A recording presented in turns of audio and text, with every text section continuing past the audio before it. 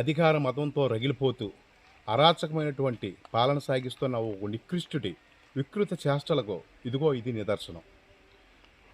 ఒక నేను నియంతను, నేను మాత్రమే ఇక్కడ నాయకును, నా మాటే వేదం, నా మాట కాదని ఎవడైనా వ్యాసాలు వేశారో ఇదే పరిస్థితి వస్తుంది అనేటువంటి హెచ్చరిక జారీ చేసినటువంటి ఒక దారుణమైనటువంటి స్థితి.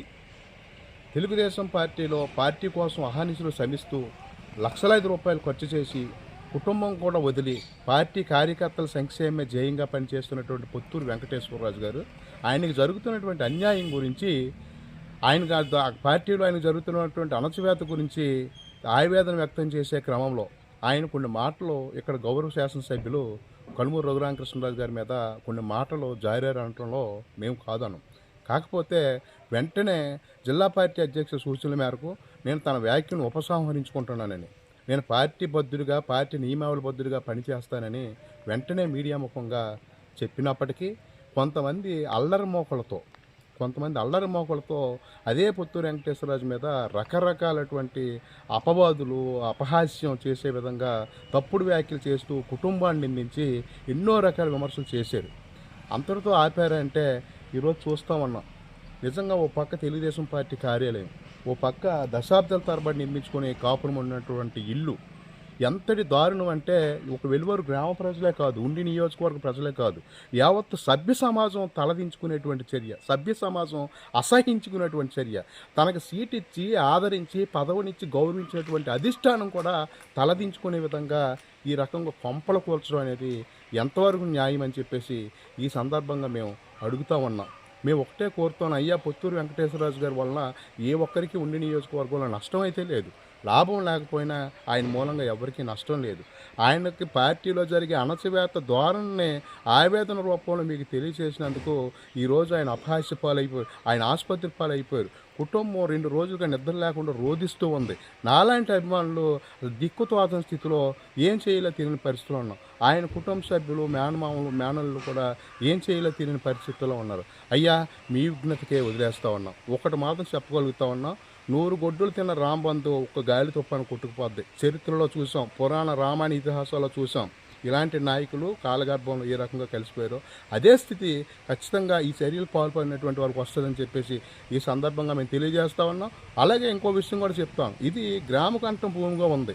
ఇక్కడికి ఇరిగేషన్ అధికారులు వచ్చారు, ఇక్కడ ఇరిగేషన్ రెవెన్యూ అధికారులు వచ్చి దీన్ని తొలగించడం జరిగింది. నేను మీ మీద ఒక విషయం అడుగుతా ఉన్నాం, ఖచ్చితంగా ఈ విషయం మీద పొత్తూరు వెంకటేశ్వరరాజు కుటుంబం కానీ మేము కానీ ఆయన అభిమానులుగా మేము కానీ ఖచ్చితంగా సుదీర్ఘకాలం న్యాయ పోరాటం చేసి ఏ అధికారులు అయితే ఇక్కడ భాగస్వాములు అయ్యి, ఏ ప్రజాప్రతినిధులు అయితే ఇక్కడ భాగస్వాములు అయ్యి ఈ విధమైనటువంటి దుస్సాహసానికి, దుస్ఘటనకి పాల్పడ్డారో వాళ్ళ నుంచి ఖచ్చితంగా మేము నష్టపరిహారం రాబట్టుకునేంత వరకు కూడా మేము న్యాయ పోరాటం సాగిస్తామని ఈ సందర్భంగా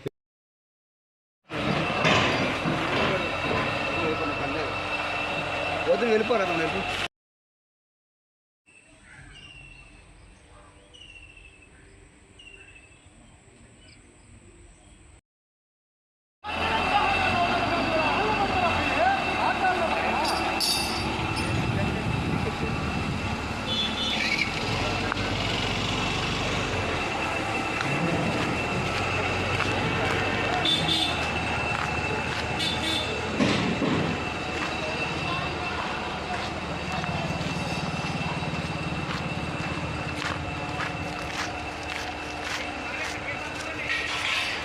పోరా.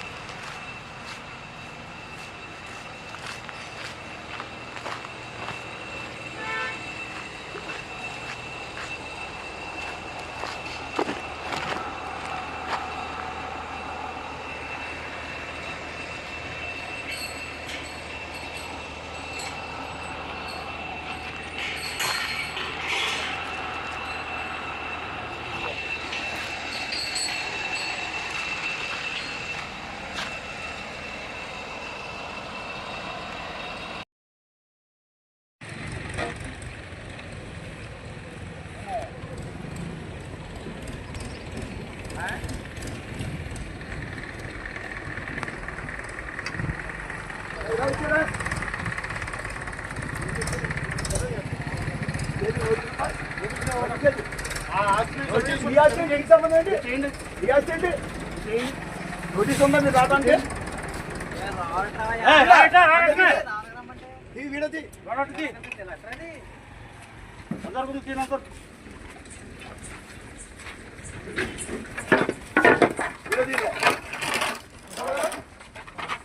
వీడదీరా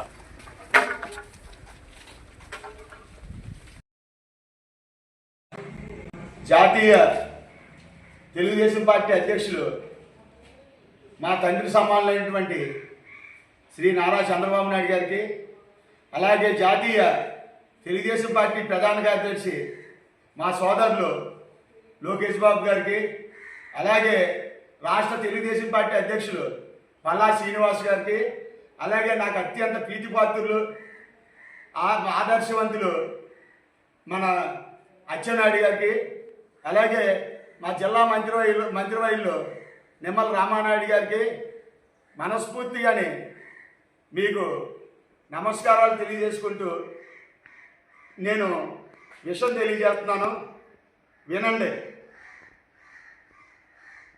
ఈ మా ఉండి ఎమ్మెల్యే రఘురామకృష్ణరాజు అనేక రకాలుగాని నియోజకవర్గానికి హింసలకే గురి చేస్తున్నాడని, అతను చేసి అన్నీ కూడా నేను బయట పెట్టాననే ఉద్దేశంతో ఈ రోజున వేలూరు గ్రామంలోని నా స్వగృహం, అలాగే నాది పార్టీ ఆఫీస్ పసుపు కలదు, రాష్ట్ర తెలుగుదేశం పార్టీ ఆఫీస్ ఎలా ఉంటుందో నా ఆఫీస్ కూడా ఇక్కడ వెలువరు గ్రామంలోని తెలుగుదేశం పార్టీ ఆఫీస్ని అత్యంత సుందరంగానే తీర్చిదిద్దాను. దాన్ని ఆయన ఇప్పుడు ఈరోజు ఇప్పుడే మన ఉండి డీసీ చైర్మన్ తోట పనిబాబుని, అలాగే ఉండి నీటి సంఘం పేషెంట్ మందెమ సాయిలక్ష్మరాజుని, ఇరిగేషన్ ఏఈని, అలాగే విఆర్ఓని సర్వేని పంపించి ఇక్కడ నా ఇంటి దగ్గర నా ఆఫీస్ దగ్గరని సర్వే చేసి పాయింట్లు వేసి మీరు రేపు పొద్దున్న మీది ఆఫీస్ కొట్టేస్తామని హెచ్చరికలు జారీ చేసినారు. నేను ఒకటే చెబుతున్నాను, అధ్యక్షుల వారు, జాతీయ కార్యదర్శి వారు, రాష్ట్ర పార్టీ అధ్యక్షుల వారు అచ్చెన్నాయుడు గారు, రామానాయుడు గారు, నాది ఆఫీస్ కొట్టేసినా పర్లేదు, నేను దేనికి భయపడను, నా ఇల్లు కొట్టేసినా పర్వాలేదు. ఈ దుర్మార్గుడు చేసేటువంటి ఈ శాస్త్రుల్ని మీరు అరికట్టకపోతే వినాశనం ఉండి నియోజకవర్గంలోని ఇదవుతుంది. ఉండి నియోజకవర్గం తెలుగుదేశం పార్టీ నాయకులారా, కార్యకర్తలారా, మీ అభిమానులారా, పేద ప్రజలారా, ఎస్సీ ఎస్సీ బీసీ సోదరులారా, మీ అందరినీ ఒకటే కోరుతున్నాను, ఈ దుర్మార్గుడి బారి నుండి మీరు రక్షించబడాలి, మన నాయకులందరికీ కూడా తెలవాలి. ఇప్పుడు ఈవేళ నేను గలం ఇప్పానని నా ఇల్లు నా ఆఫీసు కొట్టేసినా నాకు ఏ విధమైన ఇబ్బంది లేదు, నేను ఎక్కను వనకను నాకు ఏమీ ఇది లేదు. అవసరమైతే పక్కన పందిరు వేసుకుని ఆ పందిరిలో ఆఫీసు పెట్టుకుంటాను. నేను ఒకటే చెబుతున్నాను, మీరు స్పందించండి, ఈ దుర్మార్గుడిని అరికట్టాలి. అరికట్టకపోతే బొడ్డీరాజు ఆఫీస్ కొట్టేశాడు, బొడ్డీరాజు ఇల్లు కొట్టేశాడని చూశారనుకోండి, 72 గ్రామాల్లో కూడా ఇదే జరుగుతాడు. ఈ దుర్మార్గుడిని ఆట కట్టించాలి. రండి రేపు వదిలి కొట్టేస్తాను ఆఫీసు, రండి సంఘటనగా ఎదుర్కొందాం. మొత్తం మన నియోజకవర్గాన్ని ఈ దుర్మార్గుడి బారి నుండి కాపాడుకుందాం. జిల్లా పార్టీ అధ్యక్షులు వారు మంత్రి రామరాజు గారు మీరు ఒక వీడియో పంపారు, పార్టీ లైన్ తప్పకూడదు, పార్టీ క్రమశిక్షణ ఉల్లంఘిస్తున్నారు అన్నారు. ప్రాణం పోయినా నేను పార్టీ క్రమశిక్షణ తప్పను, కానీ ఈ దుర్మార్గుడు చేసే శాసనల్ని కనీసం మీరు పెద్దవాళ్ళకి తెలియజేయాలి, మన అధ్యక్షుల వారికి తెలియజేసి ఈ దుర్మార్గుడు ఏం చేస్తాడు, ఈ సైకో ఎమ్మెల్యే ఏం చేస్తాడంటే తెలియజేయవలసిన బాధ్యత మీ మీద ఉన్నది. నేను ఆయన తప్పులు 72 గ్రామాలు తెలుగుదేశం పార్టీ నాయకులు, అభిమానులు, ప్రజలు, పేదలందరూ కూడా ఇబ్బంది పడుతూ ఉంటే నేను గలం ఇచ్చే లైన్ తప్పారని మీరు అడిగారు. కానీ పార్టీకి క్రమశిక్షణ గల కార్యకర్తగా, తెలుగుదేశం పార్టీ ఆశయాలకు సిద్ధాంతాలకు కట్టుబడిన కార్యకర్తగా, ఒక నాయకుడిగా నేను మీ మాటను శిరస వహించి నేను ఏదైనా పొరపాటు మాట్లాడితే వెనక్కి తీసుకుంటానని చెప్పి మీకు చెప్పాను. నేను దాన్ని అలసిగా తీసుకుని అసలు నేను భయపడిపోయాను అని నా ఇల్లు, నా తెలుగుదేశం పార్టీ ఆఫీస్ని కూడా రేపు వద్దున కొట్టేస్తాను హెచ్చరిక జారీ చేసి తోట పని బాబు డీసీ చైర్మన్ హెచ్చరిక జారీ చేసి వెళ్ళాడు. నేను అడిగాను మరి నీటి సంఘం చేసి సాయి వచ్చింది ఏంటి మీకు ఎక్కడన్నా ఇది ఉందంటే మాకు ఏ సంబంధం లేదు, ఇది మాది ఇరిగేషన్ లిస్టులో లేదు, ఇది ఇరిగేషన్ సంబంధం లేదు, కావాలని మేము వెళ్ళి కొలిపించమన్నారు, వచ్చి కొలిపించాను అంటున్నాడు సాయి లక్ష్మీ. ఒకటే చెబుతాను, తెలుగుదేశం పార్టీ నాయకులారా, కార్యకర్తలారా, అభిమానులారా, పేదలారా, బొడ్డీరాజు జరిగింది ఇది కాదు. నా బొడ్డీరాజు నాకు నా ఇల్లు కొట్టేసినా పర్లేదు, నా ఆఫీస్ తీసేసినా పర్లేదు, కానీ మన ఆత్మాభిమానాన్ని మనం కాపాడుకుందాం. రండి తనకి రండి, రేపు రండి మొత్తం అందరం కూడా అందరం కలిసి ఉద్యమం స్టార్ట్ చేద్దాం. మన నాయకుడి దగ్గరికి వెళ్దాం. మొత్తం అవసరమైతే నా ఇంటి నుంచి నా గ్రామం నుంచి పాదయాత్ర మొదలెట్టి అమరావతి వెళ్ళి మన నాయకుడికి ఇల్లు కోల్పోయిన వాళ్ళు, మసీదులు కోల్పోయిన వాళ్ళు, క్రిస్టియన్ మందిరాలు కోల్పోయిన వాళ్ళు, నిరుపేదలు, ఇతను అన్యాయానికి గురైన వాళ్ళు, ఇతను దోపిడీకి గురైన వాళ్ళు అందరూ కూడా రేపు ఉదయం 10 గంటల కల్లా వెళ్ళారు మా తెలుగుదేశం పార్టీ ఆఫీస్ ఆత్మాభిమానం ఉన్నా ఏ తెలుగుదేశం కార్యకర్తైనా సరే రండి స్పందిద్దాం. ఇక్కడి నుంచే పాదయాత్ర స్టార్ట్ చేద్దాం. అమరావతి వెళ్ళి మన నాయకుడికి ఈ విషయాలు ఈ నియోజకవర్గంలో జరిగినటువంటి ప్రతి విషయాన్ని తెలియజేసి మన స్వర్గీయ కళ్యాణ్ రామచంద్రరావు గారి ఆశయాన్ని మన పార్టీ నువ్వు ఏమీ చేయలో వడ్డీరాజు ఇల్లు పడగొట్టినా పర్లేదు, వడ్డీరాజు ఆఫీస్ పడగొట్టినా రెడీ, కానీ తెలుగుదేశం పార్టీ కార్యకర్తలు ఉండి నియోజకవర్గంలోని ఆత్మాభిమానం కలవండి. ఆత్మాభిమానం కల్లోడు ఎవడైనా సరే నీ చేసే అక్రమాలకి సహించదు. రండి రేపు 10 రండి, ఇక్కడి నుంచే ఉద్యమం స్టార్ట్ చేద్దాం. పాదయాత్ర అమరావతిగా వెళ్ళి మన జాతీయ అధ్యక్షుడు చంద్రబాబు నాయుడు గారు మా తండ్రి గారిని, అలాగే మా సోదరుడు లోకేష్ బాబు గారిని, అలాగే అచ్చెన్నాయుడు గారిని, రామానాయుడు గారిని, అలాగే రాష్ట్ర పార్టీ అధ్యక్షుడు మన పల్లా శ్రీనివాస్ గారిని, మన జిల్లా పార్టీ అధ్యక్షుడు కూడా నా అమరావతిలో ఉంటారు, మన రామరాజు గారిని కూడా కలిసి ఉండి నియోజకవర్గంలో జరిగిన అన్యాయాన్ని కొన్ని వాళ్ళందరూ కూడా రేపు ఉదయం 10 గంటలకి వెలువారు మా బొడ్డీరాజు గారు ఆఫీస్ గారికి రావాల్సిందిగా. అయ్యా తండ్రి గారు చంద్రబాబు నాయుడు గారు, అయ్యా లోకేష్ బాబు గారు, నన్ను మన పార్టీ ఆఫీస్ని నా ఇంటిని కొట్టేస్తారని నేను ఇంటికాడ ఉన్నాను సార్. ఉంటే తెల్లారగట్ల ఎస్ఐ 10 మంది కానిస్టేబుల్, మా ఉండి ఎస్ఐ 10 మంది కానిస్టేబుల్ వచ్చేసి నా మీద దౌర్జన్యం చేసేసి అనేక రకాలుగాని నన్ను హింసించేసి, సార్ నన్ను ఏమీ చేయొద్దు, నేను ఆపరేషన్ చేసుకున్నాను, రోబో ఆపరేషన్ చేసుకున్నాను సార్ నేను అని బతిమాలినా సరే ఇచ్చేయకుండాని నన్ను నానా హింసలకు గురి చేశాను సార్.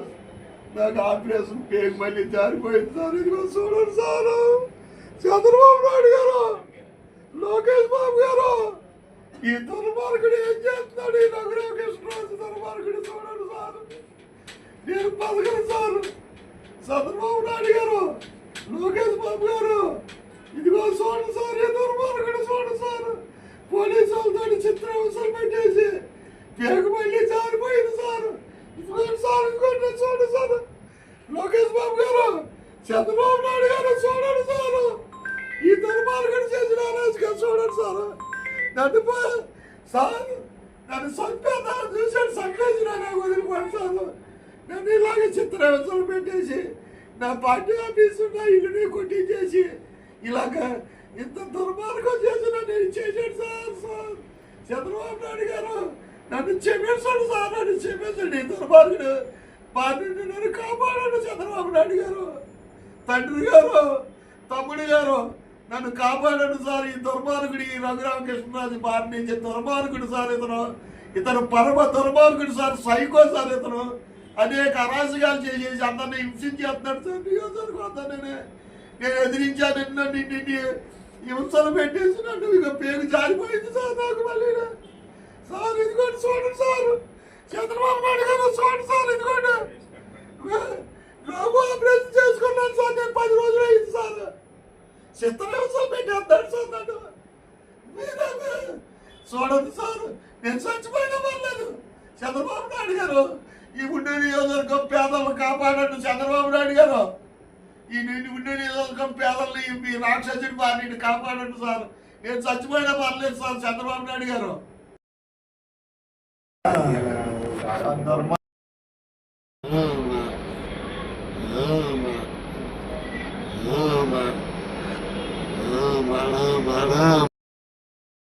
చెప్పండి. అమ్మా అమ్మా తండ్రి గారు చంద్రబాబు నాయుడు గారు, తమ్ముడు లోకేష్ గారు పొద్దుదే తెల్లారగట్ల మా ఉండి ఎస్ఐ 10 మంది కానిస్టేబుల్ వచ్చేసి నేను ఆపరేషన్ చేసుకున్నానని చూడకోకుండానే బలవంతంగానే నన్ను లాగేసి కొట్టేసి